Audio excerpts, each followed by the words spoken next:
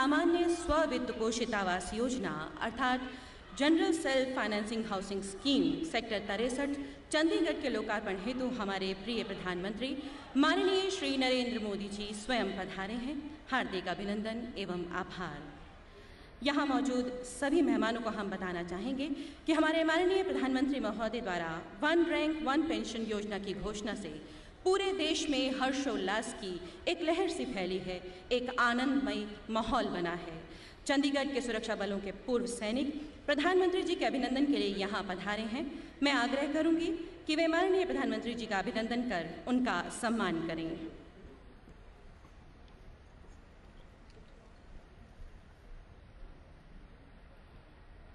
इधर से ले आइए।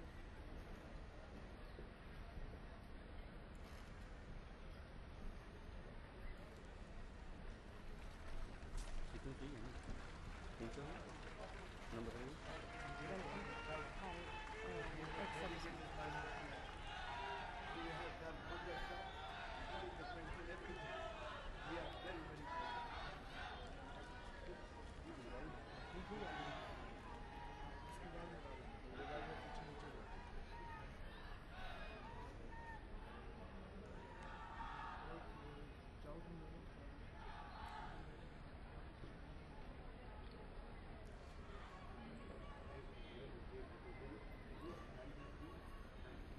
श्रीमान जी, मैं मेजर सतवारिया अपने भूतपूर्व सैनिकों के साथ आज लाखों भूतपूर्व सैनिकों की फैमिलियों की तरफ से आपका अभिनंदन करता हूं और जो अभूतपूर्व निर्णय आपने वन रैंक वन पेंशन के लिए कर रहा है उनके लिए मैं आपका धन्यवाद करता हूँ। हमारा धन्यवाद स्वीकार कीजिए।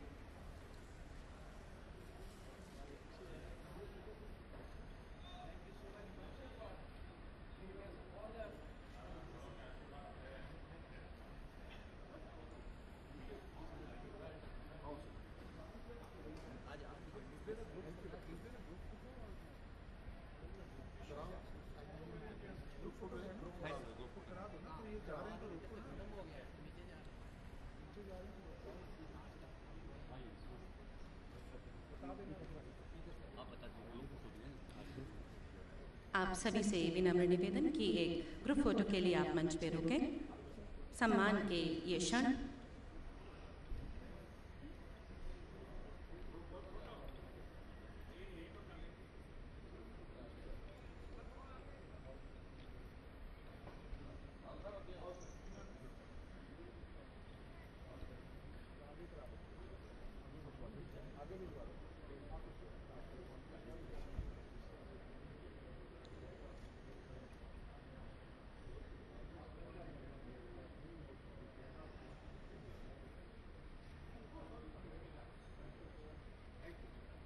आप सभी का बहुत बहुत धन्यवाद।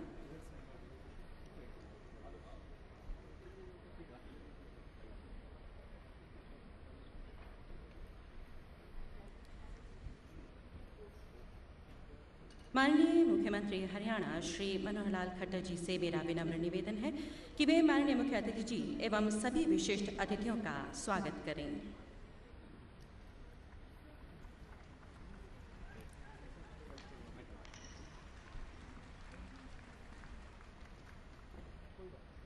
आज ब्यूटीफुल सिटी चंडीगढ़ और चंडीगढ़ में आज हरियाणा, पंजाब, चंडीगढ़ सभी नागरिकों की ओर से और हरियाणा सरकार की ओर से मैं अपने देश के प्रधानमंत्री आदरणीय नरेंद्र भाई मोदी का बहुत बहुत हार्दिक स्वागत करता हूं। मित्रों, आज का दिन ये 11 सितंबर का दिन बहुत ही विशेष दिन है। आज के दिन विश्व की कई बड़ी बड़ी घटनाएं इस नाते से याद करते हैं तो 1893 का वो दिन शिकागो में स्वामी विवेकानंद जी का वो जो भाईचारे का संदेश, वो दिन आज का दिन हम गदगद होते हैं उस दिन को याद करके कि भारतीय संस्कृति का परचम स्वामी विवेकानंद ने अमेरिका में फहराया। लेकिन एक दूसरी घटना भी आज के दिन से जुड़ी है जो एकदम इसके विपरीत है। उसी अमेरिका की धरती पर विध्वंसक शक्तियों ने आज के दिन वर्ल्ड ट्रेड ट्विन टावर उसका विध्वंस किया और ऐसी शक्तियों को हम हमेशा निंदा करते रहे हैं।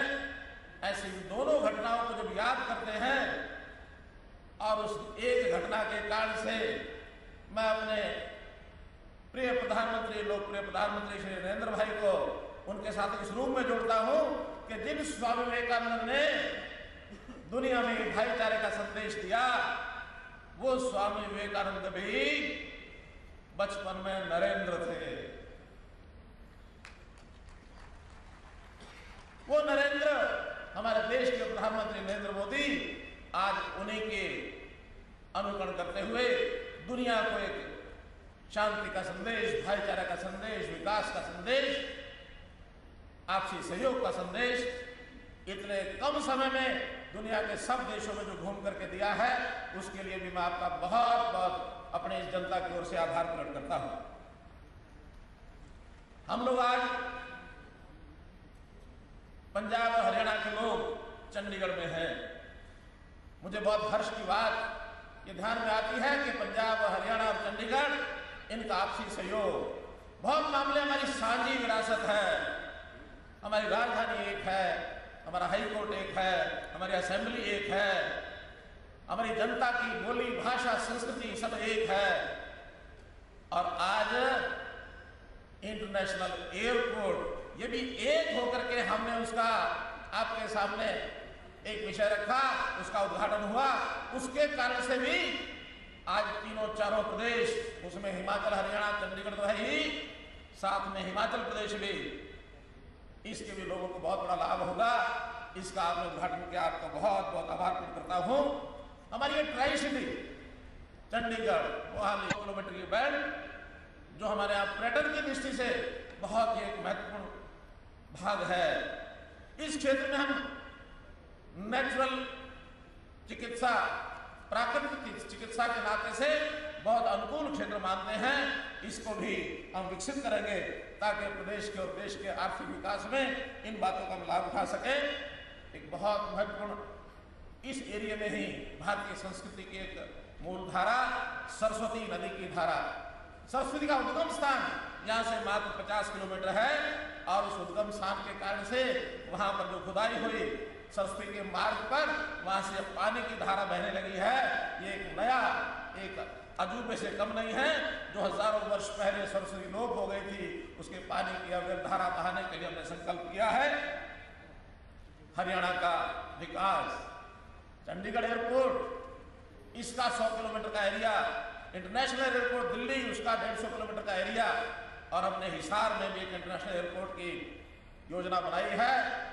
विभाग से, जानकारी विभाग के साथ मिलकर के आदान प्रदान कर रहे हैं, उस ओर आगे बढ़ रहे हैं। और यदि हिसार का भी एयरपोर्ट हमें मिल जाता है तो हम लोग पूरे हरियाणा का एक औद्योगिक विकास, आर्थिक विकास, इस नाते से हम देश का अहम स्थान प्राप्त करने में कभी पीछे नहीं रहेंगे। हमारे यहाँ कनेक्टिविटी, सड़कों की कनेक्टिविटी का जाल ये बिछा है। इसी आपके कार्यकाल में हमको हमारे प्रदेश का युवा ये आगे बढ़कर के सेवा का संकल्प लेकर के आगे बढ़ा है, और उसके लिए भी आपको विशेष मैं आभार प्रकट करता हूं कि आपने वन रैंक वन पेंशन का जो विषय, वर्षों लंबित बड़े विषय के ऊपर आपने फैसला लेकर के बहुत बड़ा सौगात, बहुत बड़ी भेंट हमको दी है। इसका भी हमको बहुत बड़ा लाभ होगा। आपका आशीर्वाद हमको मिलता रहता है। जैसे आपने भी स्वयं कहा, हरियाणा मेरा दूसरा घर है। अब हरियाणा का आपका घर, जब जब आप हरियाणा में आए, हमको आप हरियाणा में कभी भी आपने विकास के नाते से पीछे नहीं छोड़ा। आज आपका ये हरियाणा में पिछले 1 वर्ष का, मैं इसको हरियाणा की राजधानी के नाते मानता हूँ, आज आपका ये चौथा दौरा है। इस दौरे के कारण से हमको 1 वर्ष के अंदर, जहाँ प्रधानमंत्री 10-10 वर्ष नहीं आते थे, और वहाँ प्रधानमंत्री का 1 वर्ष के अंदर 4 दौरे होना हमारे लिए बहुत खुशकिस्मत की बात है। आप हमको, जैसा देश हमारी माँ है, माँ का प्यार हमको मिलता रहेगा।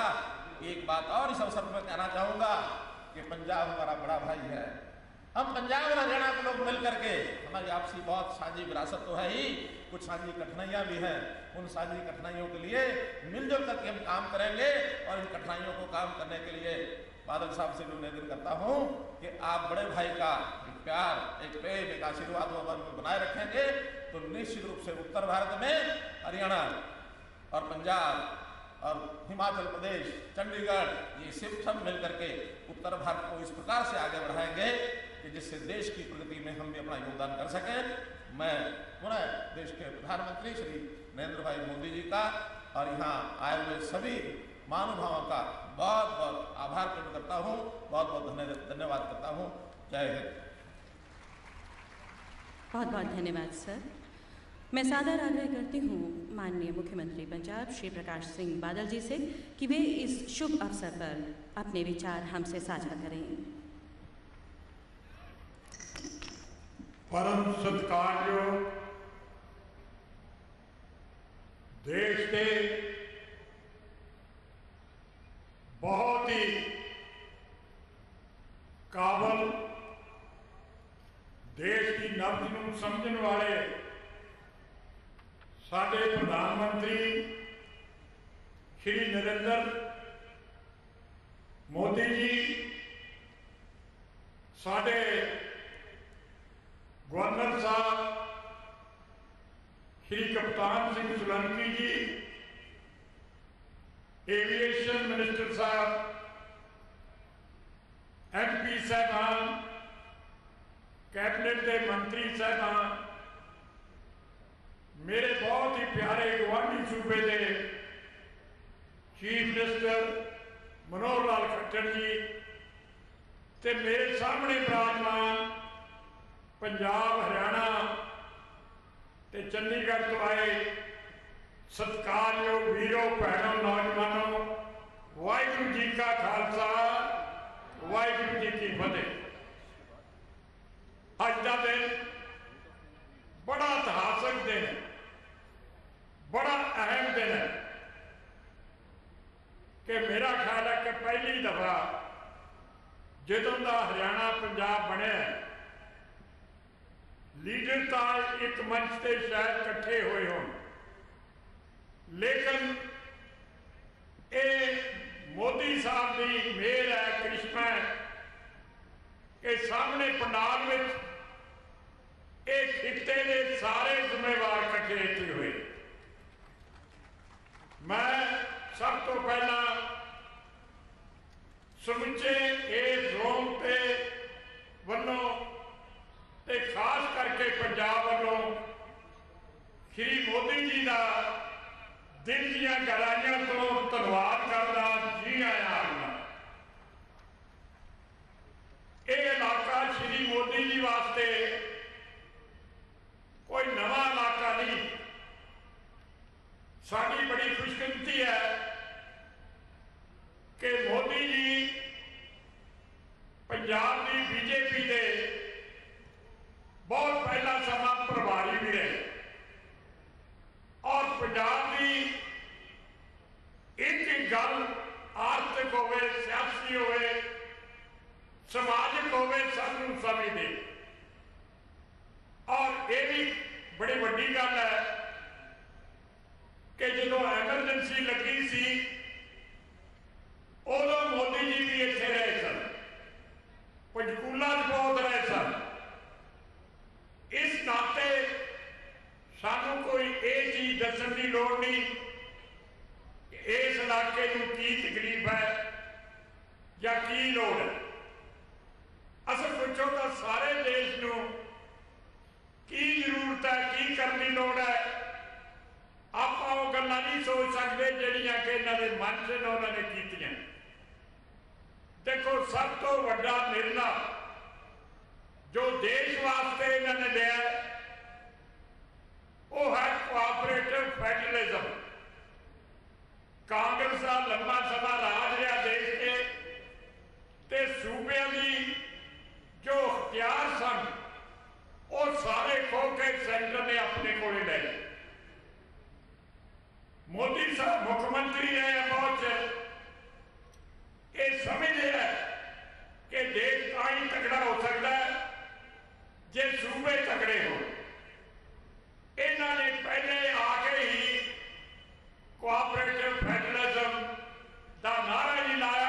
बढ़ाता और ਉਹਦੇ ਵਿੱਚ ਸਾਨੂੰ एक सूबे वाला ਹੁੰਦਾ ਸੀ कि ਜਿਹੜਾ टैक्सां ਦਾ पैसा है ਉਹਦੇ ਸਾਨੂੰ घट मिलता है।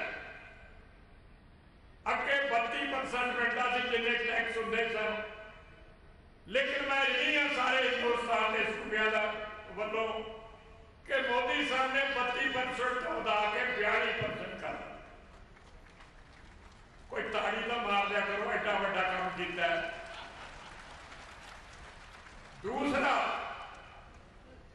जिहड़ा देश सी उहदी प्लैनिंग जिहड़ी है विउंतबंदी किवें अगे जाना है, सूबे के कोले कोई अधिकार नहीं सी कि उन्होंने चीफ मिनिस्टर या हो उस विच राय दे सकन। एक प्लैनिंग कमिशन हुंदा सी, वो जिवें फैसला करता कर दिंदा सी, सानूं अद्धा घंटा बना के अपने आप देख दिंदा सी। मैं रिणी हाँ मोदी साहब का धन्नवादी हाँ कि उन्होंने वो प्लैनिंग कमिशन खत्म करके नीति योग बनाता जिहदे विच उहदी गवर्निंग बाडी विच सारे हिंदुस्तान के चीफ मिनिस्टर जिहड़ी भी देश की नीति बनती है ਉਹਦੇ ਚ चीफ मिनिस्टर की राय जिहड़ी है वो मोदी साहब उस राय नूं पहल दिंदे। इस तरह होर भी बहुत सारिया स्कीमां टाइम की कमी होने करके मैं ਉਹਦੇ वजाहत नहीं जा सकता। बेनती है कि पंजाब वास्ते भी इन्होंने बड़ा किया। अगर बिन मांगे मोती मिले, मांगे मिले ना पीर।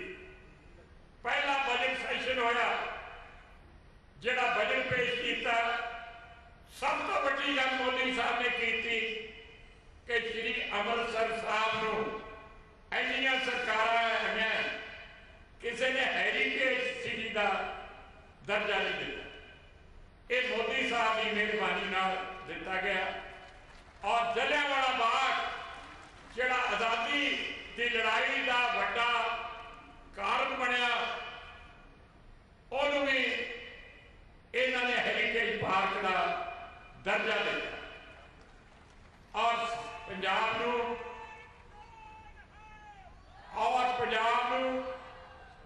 वड्डा अस्पताल IMO दिता, बिजनेस का वड्डा अपना लाना दिता और हार्टिकल्चर वास्ते भी एक यूनिवर्सिटी वर्गा स्थान दिता। सब तो बाद मैं इन्हां गल्लां नूं समझदा कि मोदी साहब ने आपां नूं प्यार दिता। देखो मैं बड़ा धन्नवादी हाँ कि अज सारे आप इस मंच से इकट्ठे हुए। ये भी इन्हां दा धन्नवाद करदा कि जिथे इस इलाके ने देश की आज़ादी वास्ते बहुत योगदान पाया, फौज वास्ते भी बहुत योगदान पाया, और जो फौजियों अज उन्होंने आके मोदी साहब का धन्नवाद किया। बहुत देर के 20-25 साल के रौला बेचारे पाते हैं, किसी ने नहीं दिता वन रैंक वन पेंशन, वो भी मोदी साहब ने ही मेहर की। और अज सारे हिंदुस्तानी फौजी जिथे भी कोई बैठा है उन्हों का धन्यवाद करता है तो उन्हों का ऋणी करता है। मोदी साहब मैं तुम्हें एको गल कहनी है कि एक लाल बहादुर शास्त्री जी ने नारा लाया सी, जय जवान ते जय किसान। तुसी जवान का ओदी तो जय करती। हुण मैं ये डिटेल्स नहीं जाना चाहता कि मेरिया गल्लां थोड़े तक पहुंचदियां। हुण जय किसान भी करन। किसान जिहड़ा वो दुखी है, ਉਹਦੇ मसले मैं भी छेड़ना चाहता कि तुम बहुत अगे दूर जाना है। ये मसला नहीं एडा वड्डा है, जो तक तुम आप खुद इस मसले को नहीं देखोगे उदों तक यह मसला हल नहीं होना। इस करके मैं क्षमा मांगता कि इन्हां दी शान के मुताबिक आप उन्ना कट नहीं कर सके, क्योंकि कई प्रोग्राम में तब्दीलियां आईयां, जगह तब्दीलियां आईयां। इस करके मैं तिन्ना खित्तियां की सारे वालों मोदी साहब तो क्षमा मांगता और फिर कदे सानू टाइम दिओ ताकि सही मैंने वड्डा इकट्ठ करके छोटा जिहड़ा असी जो कुछ तुसी देश वास्ते कीता है सब तो वड्डा काम कीता देश का मान हुंदा है। थोड़े समय सारे देशों जाके है उन्होंने मित्रता बढ़ाई है जेडे साडे उत्थे NRI रहते हैं उन्होंने मिले कितना बड़ा उन्होंने मान बढ़िया। पहली बार होया कि देश का प्रधानमंत्री अपने जिहड़े लोग बाहर बैठे हैं उन्होंने खुला उन्होंने जाके उन्होंने मिले जिहड़ा कोई तुसीं सारा देश वास्ते कीता है साडे कोल उन्ना टाइम नहीं को बयान कर सकीए। मैं तुहाडा फिर इत्थे आउण ते हिमाचल वालों हरियाणे वालों पंजाब वालों यूपी वालों सब वालों तुहाडा धन्नवाद करदा तुहानूं जी आया कहना तुहानूं खुशी आमदीद कहना इन्ने कह के इजाजत मंगदा। बहुत बहुत धन्नवाद बहुत बहुत शुक्रिया। आपका धन्यवाद सर। और अब मुख्य अतिथि माननीय प्रधानमंत्री श्री नरेंद्र मोदी जी से आग्रह कि वे चंडीगढ़ प्रशासन द्वारा हाउसिंग बोर्ड के लिए बनाए गए स्मार्ट मोबाइल ऐप एवं सिटीजन फ्रेंडली वेबसाइट www.chbonline.in का लोकार्पण करें। ये मोबाइल ऐप पूरे देश में अपने प्रकार का पहला मोबाइल ऐप है जो हाउसिंग बोर्ड की सुविधाओं के लिए बनाया गया है। मेरा सादर आग्रह प्रशासक चंडीगढ़ आदरणीय श्री कप्तान सिंह सोलंकी जी से, प्रशासक के सलाहकार श्री विजय देव जी से एवं chairman housing board Maninder Singh ji से।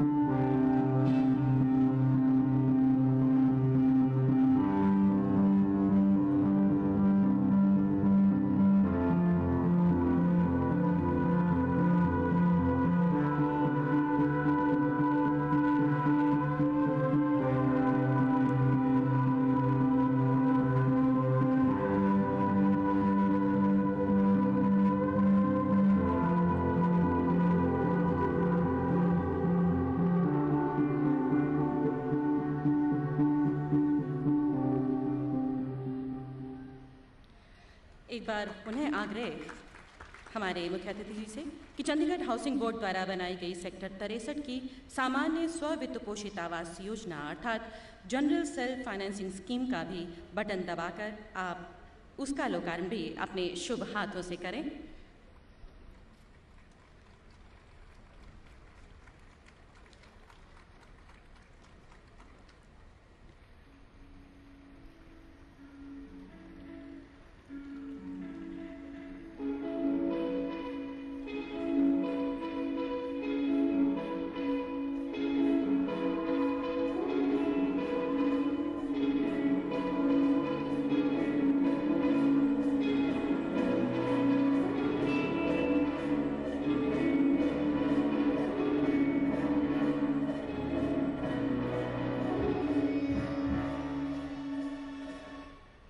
बहुत बहुत धन्यवाद सर। और अब 10 सौभाग्यशाली लाभ प्राप्तकर्ता जो स्वयं प्रधानमंत्री जी के हाथों अपने मकान की चाबी और कागजात यहाँ प्राप्त करेंगे, उनके नाम क्रमानुसार इस प्रकार हैं। सबसे पहले सौभाग्यशाली श्री प्रीतम सिंह एवं उनकी अर्धांगिनी श्रीमती बबीता गुसाएं। आपको बहुत बहुत शुभकामनाएं। श्रीमती अंजू महाजन,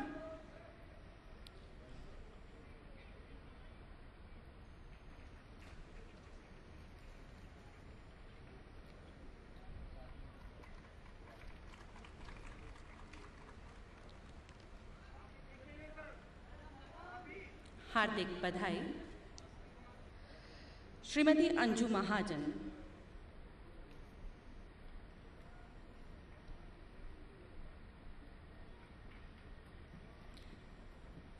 अगले लाभ प्राप्त करता है श्रीमती नीतू रानी एवं श्री सुरेंद्र कुमार, आपको भी बहुत बहुत बधाई। श्रीमती पूजा महाजन एवं श्री विजय महाजन,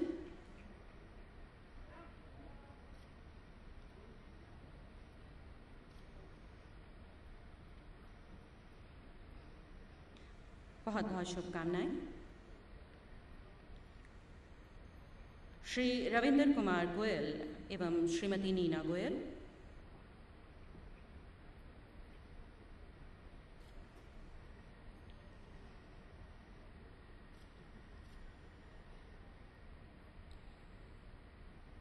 श्रीमती शीतल गुप्ता एवं श्री अश्विनी गुप्ता, एक बार जोरदार तालियां इनके लिए।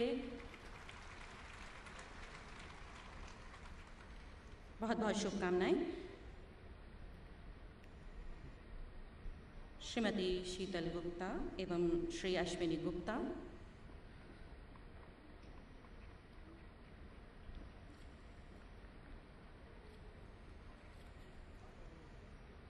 श्री अश्विनी कुमार एवं श्रीमती राजेश कुमारी,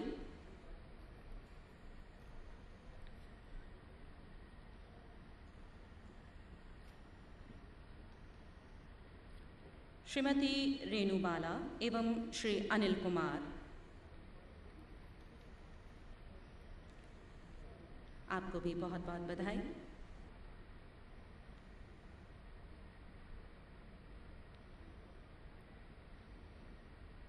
श्री अमरजोत महमी एवं श्रीमती अंशु गर्ग,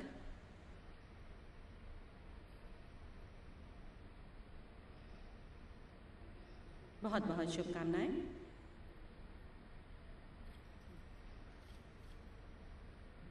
और 10वीं लाभ प्राप्त करता है श्रीमती उर्वशी कौल।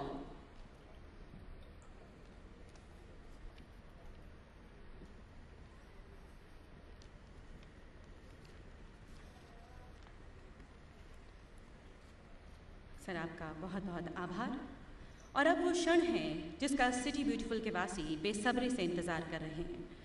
जन जन के प्रिय माननीय प्रधानमंत्री नरेंद्र मोदी जी से सादर निवेदन कि वे अपने आशीष वचनों से हम सभी का मार्गदर्शन करें और इस आयोजन को सफलता के चरम पर पहुंचने का सौभाग्य प्रदान करें।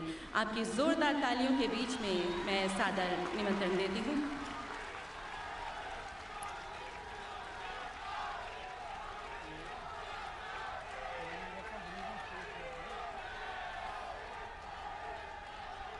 मंच पर विराजमान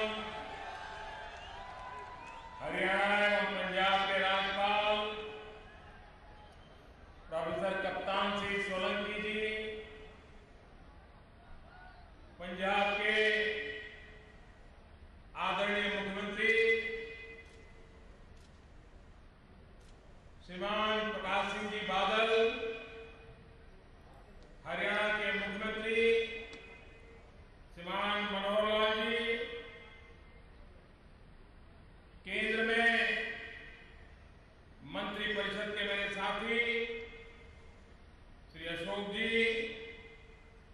चौधरी वीरेंद्र सिंह, विजय सांपला जी, श्री रामविलास शर्मा, यहाँ के लोकप्रिय सांसद बहन किरण खेर जी, सांसद श्री प्रेम सिंह चंदू माजरा जी, सांसद श्री रतनलाल कटारिया जी, मंच पर विराजमान सभी महानुभाव और इतनी भयंकर गर्मी में विशाल संख्या में पधारे हुए मेरे प्यारे भाइयों और बहनों,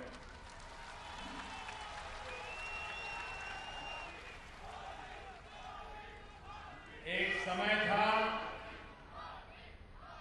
जब मैं भी चंडीगढ़ में वहां सामने आप लोगों के साथ बैठ करके बड़े बड़े नेताओं के भाषण सुनता था, कार्यक्रम में आता था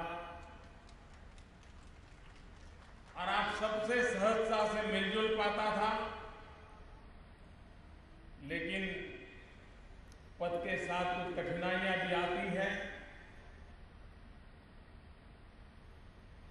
प्रकार से सिक्योरिटी संभालने वाले लोग ही निर्णय करते हैं कि हम बाएं जाएं कि दाएं जाएं, और उसके कारण मेरे सामने बैठे हुए बहुत चेहरे मुझे परिचित दिखाई दे रहे हैं, जिनके बीच ही मैं जीता था। आज मैं उनसे मिल भी नहीं पा रहा हूं। ये कभी कभी ये चीजें बड़ी पीड़ा करती है, लेकिन क्या करें, अब व्यवस्था के हम पाबंदी आ गई है तो, लेकिन अपनों के दर्शन हो रहे हैं मुझे दूर से। प्रधानमंत्री का दायित्व संभालने के बाद सार्वजनिक रूप से आप लोगों से मिलने का मुझे पहला अवसर मिला है। और बादल साहब ने एक बढ़िया बात बताई कि ऊपर के लोगों का तो मिलना जुलना होता है, चाहे हरियाणा हो, पंजाब हो, चंडीगढ़ हो, लेकिन जनता जनार्दन का मिलना बहुत कम होता है। आज वो अवसर दिखाई दे रहा है, और इसलिए मैं मानता हूं कि आज का कार्यक्रम की सबसे बड़ी सफलता ये है कि हरियाणा, पंजाब और चंडीगढ़ तीनों एक साथ बैठ करके विकास के लिए चर्चा कर रहे हैं, विकास के लिए योजना कर रहे हैं।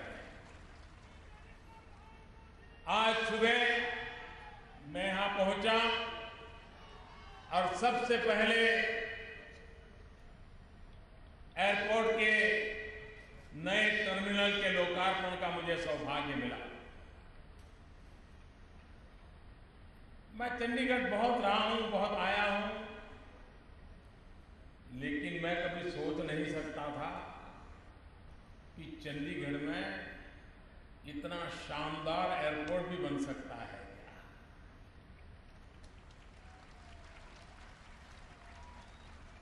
मैंने उसकी सारी व्यवस्थाओं का देखा, मैं बहुत प्रभावित हुआ। मैं विभाग के मंत्री को, विभाग के सभी अफसरों को हृदय से बधाई देता हूं कि चंडीगढ़ की शोभा बढ़ाने वाला ये एयरपोर्ट बना है, टर्मिनल बना है। और इतना ही नहीं, एक प्रकार से पंजाब हो, हरियाणा हो, हिमाचल हो, चंडीगढ़ हो और जम्मू कश्मीर भी हो, इस सारे इलाके के लिए ये हवाई सेवा की सुविधाएं आर्थिक विकास के लिए बहुत बड़ी अहम भूमिका अदा करेंगी। मैंने विभाग के लोगों को कहा है कि सिर्फ पैसेंजरों को ले जाने के लिए ही ये हवाई अड्डा नहीं, हमारे किसान जो पैदावार करते हैं उनके लिए भी हवाई अड्डा कैसे काम आए, ताकि उनके उत्पादित की गई चीजें हवाई जहाज से हिंदुस्तान के कोने कोने में पहुंचे और हमारे यहाँ के किसान को उचित मुआवजा मिले, उसको उचित इनकम मिले। ये महत्वपूर्ण काम करने की दिशा में भी ये सुविधा काम आए, उसके लिए मैंने उनको आज कहा है वे इस पर अध्ययन करेंगे और बात को आगे बढ़ाएंगे। भाइयों बहनों, आज चंडीगढ़ में मुझे पीजीआई में जाने का अवसर मिला और यहां आज चंडीगढ़ में डिजिटल सेवाएं, ऑनलाइन सेवाएं, उसके लिए अनेक ऐप्स का लोकार्पण हुआ। हमारा डिजिटल इंडिया का सपना है। ये डिजिटल इंडिया का सपना पूरा करने के लिए हर शहर को आगे आना होगा, हर डिपार्टमेंट को आगे आना होगा, हर सरकारों को आगे आना होगा। और आप देखते हैं कि इंफॉर्मेशन टेक्नोलॉजी ने शासन व्यवस्था के लिए अनेक चुनौतियां पैदा की, और ये शासन व्यवस्था का दायित्व है कि इस टेक्नोलॉजी के अनुकूल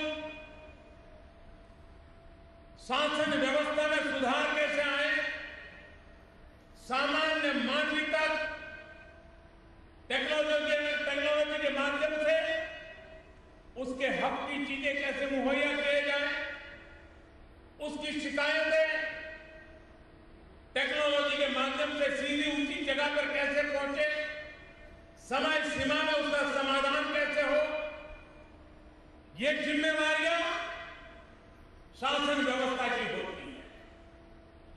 ये ऐप बनाने के कारण मैं जानता हूं ये सिर्फ एक टेक्नोलॉजी नहीं है, एक प्रकार से सामान्य नागरिक का एम्पावरमेंट। उसके मोबाइल फोन से वो सरकार का हिसाब मांग सकता है, सरकार से काम मांग सकता है, और सरकार काम में देरी करे तो जवाब मांग सकता है। इतनी ताकत एक डिजिटल ऐप के द्वारा आज यहां के नागरिकों को मिल रही है। मैं यहां के प्रशासकों को इस बात के लिए अभिनंदन करता हूं, उन्होंने एक अच्छा इनिशिएटिव लिया है। आज यहां हाउसिंग स्कीम का एक लोकार्पण हुआ। हजारों की तादाद में परिवारों को रहने के लिए अपना घर मिलेगा। हर व्यक्ति का अपने जीवन का एक सपना ये होता ही है कि उसका अपना घर हो। हर व्यक्ति का एक सपना होता है। गरीब से गरीब फुटपाथ पर बैठ करके जूते रिपेयर करता होगा तो भी उसके मन की इच्छा होती है कि उसका अपना एक घर हो।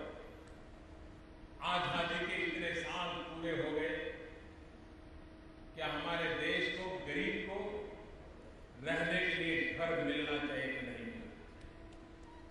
गरीब परिवार को एक मकान मुहैया होना चाहिए कि नहीं होना चाहिए? भाइयों बहनों, आपने दिल्ली में जिस सरकार को बिठाया है, उस सरकार ने आपके सपनों को अपना सपना बनाया। जो आपके दिल की चाह है, उस चाह को परिपूर्ण करने के लिए हमने बीड़ा उठाया। मैं जानता हूं काम कठिन है। जितना काम 60 साल में हुआ होगा, उससे भी ज्यादा काम 7 साल में करने की जरूरत है। ये सोच करके हमने बीड़ा उठाया। 2022 में आज से 7 साल के बाद भारत की आजादी को 75 साल हो गए। जिन महापुरुषों ने देश की आजादी के लिए बलिदान दिया,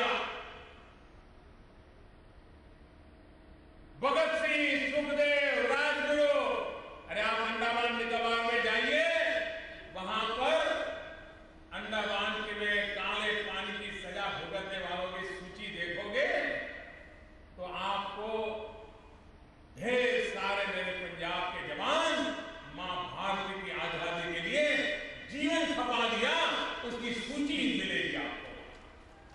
कितने लोगों ने बलिदान, कितने लोगों ने जवानी जेलों में खपा दी, कितने लोगों ने पुलिस के जुल्म सहे, कितने लोगों ने ब्रिटिश सल्तनत के अत्याचार झेले, और तब जाकर के हमें आजादी मिली।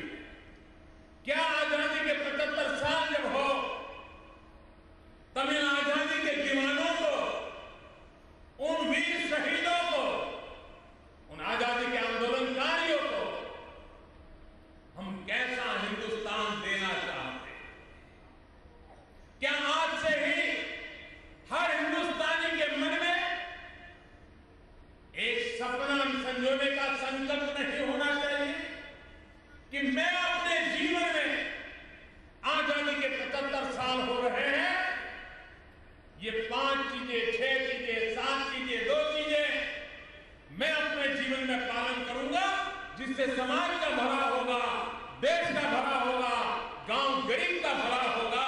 क्या हम आजादी के दीवानों को एक संकल्प कर करके उनको श्रद्धांजलि नहीं दे सकते हैं? समय की मांग है कि हर भारतवासी ने आज से ही आजादी के 75वां साल कैसा हो, उसकी तैयारियां शुरू करनी चाहिए, और विकास के द्वारा समस्याओं के समाधान के द्वारा करनी है। और उसमें एक सपना मेरा, वो सपना है 2022 में जब भारत की आजादी के 75 साल हो, तब हिंदुस्तान के गरीब से गरीब व्यक्ति को भी रहने के लिए उसको अपना घर मिल जाए। ये काम मैंने सर पे लिया। मुझे आपका साथ चाहिए, आपका सहयोग चाहिए। और उसी के सिलसिले में आज हजारों चंडीगढ़ वासियों को हाउसिंग स्कीम के अंतर्गत मकान देने का मुझे सौभाग्य मिला। आने वाले दिनों में करोड़ों मकान बनाने की जरूरत पड़ने वाली है। और जब करोड़ों मकान बनेंगे मतलब एक प्रकार से इतनी बड़ी मात्रा में मकान बनवाने पड़ेंगे कि जिसके कारण एक प्रकार से यूरोप के नए देश जितनी जनसंख्या है उतना हमें यहां बसाना पड़ेगा। इतने मकान बनाने पड़ेंगे, गरीबों के लिए बनाना है। और मैंने पहले दिन से कहा है, जब संसद के सेंट्रल हॉल में एनडीए के सभी दलों ने मुझे नेता के रूप में चुना और नेता के रूप में चुन करके उस समय मैंने जो संबोधन किया था, उसी दिन मैंने कहा था कि मेरी सरकार गरीबों को समर्पित है, गरीबों के कल्याण के लिए है। हमारी सारी योजनाएं गरीबों की भलाई के लिए होगी। और उसी में एक काम महत्वपूर्ण है, गरीबों के लिए घर बनाना, गरीब से गरीब व्यक्ति को घर दिलाना। उस पर हम काम कर रहे हैं। भाइयों बहनों, ये इलाका एक प्रकार से यहां का हर परिवार मां भारती का रक्षा कवच है। यहां के हर परिवार में, चाहे हिमाचल हो, चाहे उत्तराखंड हो, चाहे हरियाणा हो, चाहे पंजाब हो, ये सारा भूभाग ऐसा है कि जहां से देश की रक्षा करने के लिए जिंदगी सेना में गुजारने वाले लोग करीब करीब सभी परिवारों में मिल जाएंगे। कोई आज की पीढ़ी के मिलेंगे तो कोई पुरानी पीढ़ी के मिलेंगे, लेकिन मां भारती की रक्षा के लिए जीवन लगाने वाले सेनानियों की धरती है। एक प्रकार से मां भारती का रक्षा कवच, ऐसे लक्षाधिक परिवार यहां विराजमान है। इसी चंडीगढ़ में मैंने कहा था, हम वन रैंक वन पेंशन के लिए गंभीरता से कदम उठाएंगे। भाइयों बहनों, हमने आते ही काम शुरू किया। सेना के लोगों से बातचीत करते रहे, विचार विमर्श करते रहे, और जैसे जैसे समझते गए समस्या और गहरी होती गई। और मुझे दुख की बात तो यह है कि पुरानी किसी सरकार ने वन रैंक वन पेंशन ये क्या है, उसके कारण क्या जिम्मेवारियां आने वाली है, उसके कारण क्या क्या कदम उठाने पड़ेंगे, सरकार ने कभी इस दिशा में सोचा ही नहीं। अगर सोचा होता तो पुरानी सरकार 500 करोड़ रुपया का ओआरओपी लेकर के नहीं आई। और जब हमने सुना कि पुरानी सरकार ने 500 करोड़ का ओआरओपी घोषित किया है, तो हमें लगता था कि शायद थोड़ा ज्यादा हो जाएगा, क्योंकि 500 करोड़ में तो होगा नहीं। लेकिन जब हम हिसाब लगाने बैठे तो मामला 10,000 करोड़ तक पहुंचने पर गया है। 10,000 करोड़। भारत जैसे देश के लिए ये रकम छोटी नहीं है, लेकिन देश की रक्षा के लिए जीवन खपाने वालों की जिंदगी इससे ज्यादा मूल्यवान होती है। और इसलिए हिंदुस्तान के गरीब से गरीब व्यक्ति ने भी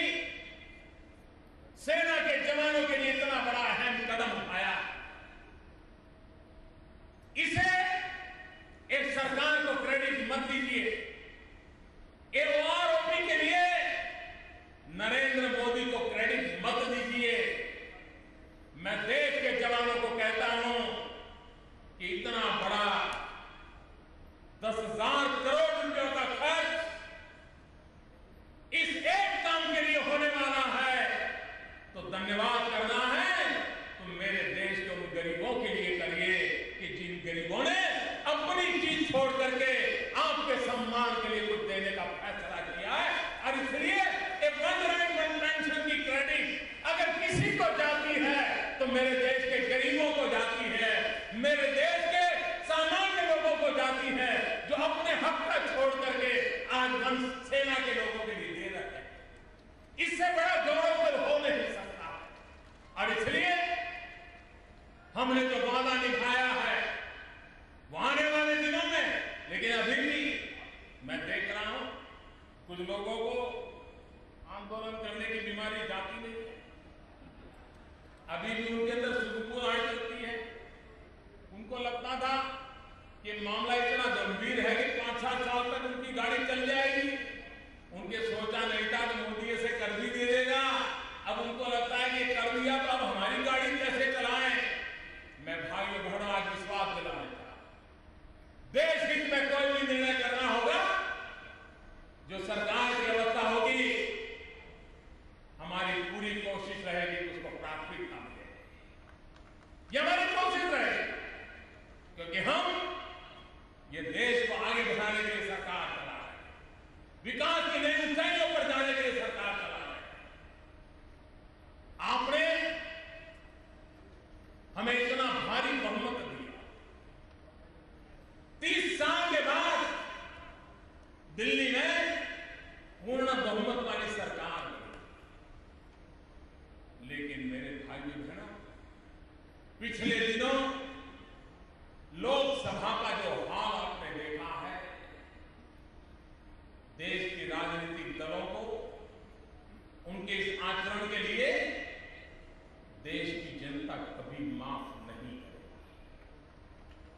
आपको चुनकर के भेजा है, सदन में जाइए, बैठिए, घंटों चर्चा कीजिए, 1 दिन नहीं, 2 दिन कीजिए, 5 दिन कीजिए, 7 दिन कीजिए, लेकिन लोकतंत्र की मर्यादाओं को स्वीकार न करना, लोकतंत्र के नियमों का स्वीकार नहीं करना और 400 पार्लियामेंट के मेंबरों की परवाह न करना, लेकिन 40 लोग देश के भविष्य के सामने रोड़े अटकाने के लिए षड्यंत्र करते रहे। ये भारत के लोकतंत्र के साथ खिलवाड़ है, भारत के लोकतंत्र का अपमान है मेरे भाई। और इसलिए आज देश में लोकतंत्र के लिए जागरूकता लाने की आवश्यकता पैदा हो। हर सांसद के ऊपर ये दबाव पैदा करने की आवश्यकता खड़ी हुई है कि आप संसद को चलने में मदद कीजिए, आप संसद में चर्चा कीजिए, हमारे इलाके के सवालों के लिए चर्चा कीजिए, आप सरकार को कटघरे में खड़ा कर दीजिए, आप मोदी का हिसाब मांगिए, लेकिन संसद में जाकर के काम कीजिए। ये बात जनता जनार्दन ने सांसदों पर दबाव डालने का वक्त आ गया। कुछ लोग अपने अहंकार के कारण देश की संसद को बांध में रखे, देश की संसद को चलने न दे। भाइयों बहनों, इससे बड़ा कोई दुर्भाग्य नहीं हो सकता। और इसलिए मैंने निर्णय किया है, अगर लोकसभा में हमें बात को रोक दिया गया, लोकसभा में हमारी आवाज को गौण दिया जाता है, तो लोकसभा से आगे भी एक जनसभा होती है और जनसभा किसी से कम नहीं होती है। और इसलिए आज मेरी लोकसभा का केस मैं जनसभा में आपके सामने प्रस्तुत कर रहा हूं।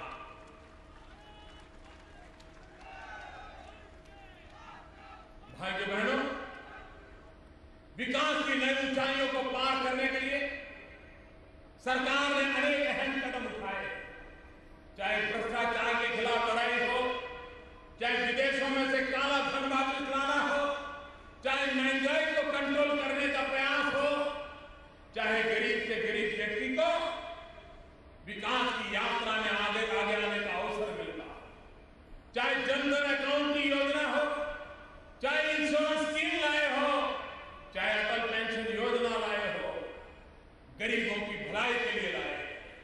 हमारे देश के किसान, कभी उनको प्राकृतिक आपदाएं झेलनी पड़ती थी, लेकिन किसान को मुआवजा देने में कोताही बरती जाती थी। हमने आते ही निर्णय कर लिया, अनेक महत्वपूर्ण निर्णय किए। पहले 50% नुकसान होने के बाद हिसाब होता था, हमने 33% कर दिया। हमने उसके दायरे को बढ़ा दिया, हमने मुआवजे को बढ़ा दिया।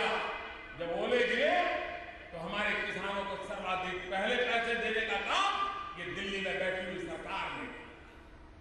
हमने इशारों का निर्णय किया। मैं अभी कल कुछ वैज्ञानिकों के साथ बैठा था। मैंने कहा मक्के में से इथेनॉल बना करके प्रोसेसिंग की प्रक्रिया को कैसे आगे बढ़ाया जाए, कम खर्च में कैसे बढ़ाया जाए, ताकि पंजाब का मेरा किसान जो अब मक्के की खेती करने लगा है वो इथेनॉल निकालेगा तो उसको पैसे ज्यादा मिलेंगे और देश में पर्यावरण की भी रक्षा होगी।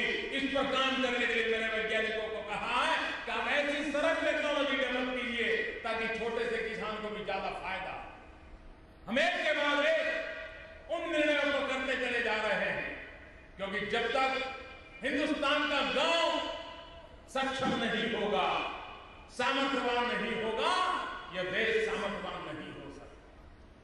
गांव की ताकत बढ़नी चाहिए और उस दिशा में हम एक के बाद योजना कर रहे हैं। हम स्मार्ट सिटी की योजना लाए। मैं चंडीगढ़ वासियों से विशेष आग्रह करता हूं, चंडीगढ़ के अंदर स्मार्ट सिटी एक जन आंदोलन बनना चाहिए। हर परिवार ने स्मार्ट सिटी में अपने योगदान की जिम्मेवारी लेनी चाहिए। यहां के युवकों में स्मार्ट सिटी पर कंपटीशन होनी चाहिए, ऑनलाइन ऐसे कंपटीशन होनी चाहिए। हम स्मार्ट सिटी कैसा चाहते हैं और उसमें हमारा योगदान क्या होगा, एक नागरिक के नाते हम क्या कर्तव्य निभाएंगे। पहली बार देश में चैलेंज रूप पर स्मार्ट सिटी तय होने वाले। जो नगर आगे बढ़ेंगे, जो नगर महत्वपूर्ण निर्णय करेंगे, जो नगर अपने पैरों पर खड़े की ताकत रखेंगे, वो स्मार्ट सिटी की कंपटीशन में आगे आएंगे और तब जाकर के भारत सरकार उनको अतिरिक्त धनराशि देकर के आज जहां है वहां से 21वीं सदी के शहर बनाने की ओर ले जाएंगे। और इसलिए मैं चंडीगढ़ को निमंत्रण देता हूं कि आपको जो अवसर मिला है, पहले राउंड में चंडीगढ़ को एंट्री मिल चुकी है, लेकिन आगे की स्पर्धा कठिन है। वो आगे की स्पर्धा के लिए चंडीगढ़ को अपने आप को तैयार करना पड़ेगा। सिर्फ लाल दौरा कर करके बैठे रहने से बात बनने वाली नहीं है।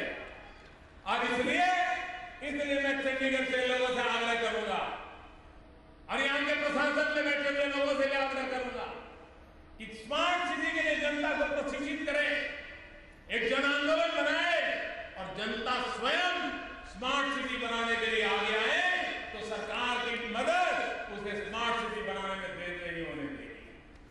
आने वाले दिनों में विकास ये भी मंत्र लेकर के हम चल रहे हैं, विकास को ही आगे बढ़ाने का मंत्र लेकर के चल रहे हैं। और मुझे विश्वास है कि विकास के इस मंत्र के अंदर चाहे पंजाब हो, हरियाणा हो, चंडीगढ़ हो, हिमाचल हो, जम्मू कश्मीर हो, ये पूरा क्षेत्र विकास की नई ऊंचाइयों को पार करे ताकि हमारे नौजवानों को रोजगार मिले। जितनी बड़ी मात्रा में हम नौजवानों को रोजगार देंगे उतनी देश की आर्थिक स्थिति में ताकत आने वाली है। उन बातों को लेकर के हम चल रहे हैं। मैं फिर एक बार यहाँ इस समारोह के लिए आदरणीय मुख्यमंत्री जी का, गवर्नर साहब का, यहाँ के सभी सांसदों का हृदय से अभिनंदन करता हूँ। बहुत बहुत धन्यवाद। बहुत बहुत धन्यवाद सर, आपका हार्दिक आभार। निश्चय ही आपका आना, हमारा मार्गदर्शन करना और इस आयोजन का सार्थक होना आने वाले भविष्य का शुभ संकेत है। मैं गुजारिश करूंगी चंडीगढ़ प्रशासक के सलाहकार आदरणीय श्री विजय देव जी से कि वो हमारे मुख्य अतिथि व अन्य सभी विशिष्ट अतिथियों के पधारने का धन्यवाद विधिवत रूप से करें। चंडीगढ़ प्रशासन और चंडीगढ़ निवासियों की ओर से मैं माननीय प्रधानमंत्री श्री नरेंद्र मोदी जी का हार्दिक धन्यवाद एवं आभार प्रकट करता हूं। साथ ही मैं मंच पर बैठे हमारे लोकप्रिय प्रशासक माननीय श्री कप्तान सिंह जी सोलंकी, पंजाब के मुख्यमंत्री माननीय श्री प्रकाश सिंह जी बादल, हरियाणा के मुख्यमंत्री माननीय श्री मनोहर लाल जी, माननीय श्री चौधरी वीरेंद्र सिंह जी, माननीय श्री विजय सांपला जी, माननीय श्री रामविलास शर्मा जी, हमारी लोकप्रिय सांसद माननीय श्रीमती किरण खेर जी, माननीय श्री प्रेम सिंह चंदू माजरा जी, माननीय श्री रतनलाल कटारिया जी, का भी हार्दिक अभिनंदन और आभार प्रकट करता हूँ। माननीय प्रधानमंत्री जी, चंडीगढ़ सिटी ब्यूटीफुल आपकी महत्वपूर्ण योजना स्मार्ट सिटी मिशन का एक अग्रणी हिस्सा है और हम पूरी तरह से प्रयासरत हैं कि आपके द्वारा दिखाए गए रास्ते पर चलते हुए अपने नागरिकों को एक पारदर्शी एवं सक्रिय कार्यशैली वाला प्रशासन मुहैया करवाएं। आपके विजन को साकार करते हुए चंडीगढ़ को हम एक डिजिटल सिटी, स्मार्ट सिटी ही नहीं बल्कि एक पीपल फ्रेंडली सिटी भी बनाएंगे। दिल की गहराइयों से आपका पुनः बहुत बहुत हार्दिक आभार चंडीगढ़ निवासियों की ओर से बुल्ले शाह की तरफ से 2 लाइनें आपकी खिदमत में पेश करना चाहूँगा। बुल्ले शाह असी तेरे बरदे हाँ, तेरा मुख वेखन नूं मरदे हाँ। बहुत बहुत धन्यवाद।